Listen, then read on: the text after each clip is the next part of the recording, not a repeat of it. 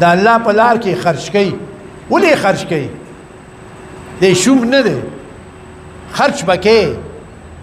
یو اصحابي ته رسول پاک ساعون ته جامې غوستې وي هلکه وي تا ته واما بنعمت ربک فحدث چې خدای دې دومره مال درکړی ښې جامې غونده پوه شوې اظهار یې کوه چې الله دې یو نعمت درکړی او شوم کېږه ما رزقناهم ما له روزي کړی دی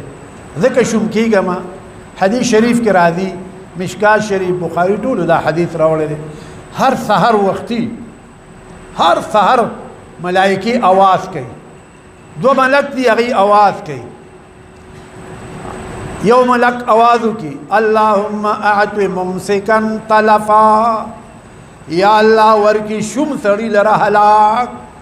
خدای دې شوم له هر څه هلاک کړي ملک دا اواز کوي ښه زه نه کوم ته نه کې مونږ یې واورو نه رسول پاک راته ووي نو واورېدل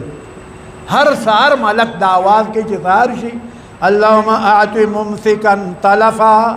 یا الله شوم سړي له هلاک ورکړي دا خو شوم نه اسم جامد دی ګاونډي وږی دی عجز خیال نه ساتي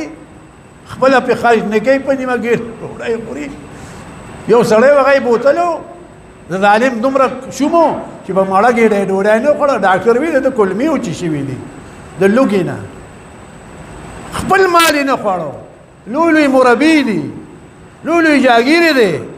خو لوږې کلمې د لوږې وچې شوي وي که نه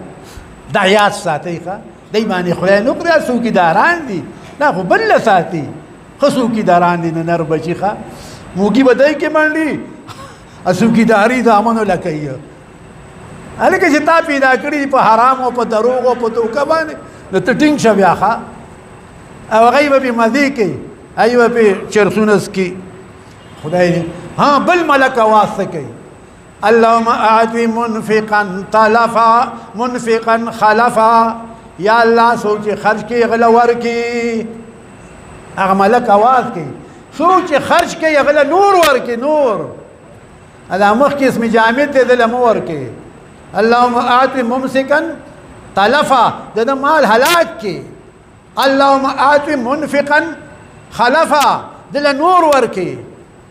نور یې ورکړي ورپسې نور ورکړي نو ملک اواز کوي استاد خوښه ده چې هر یو اواز کې ځان راولئ ښه هغه خوښه د مېرمنې که پستې خوري که مېرمنې خوښه ستاسو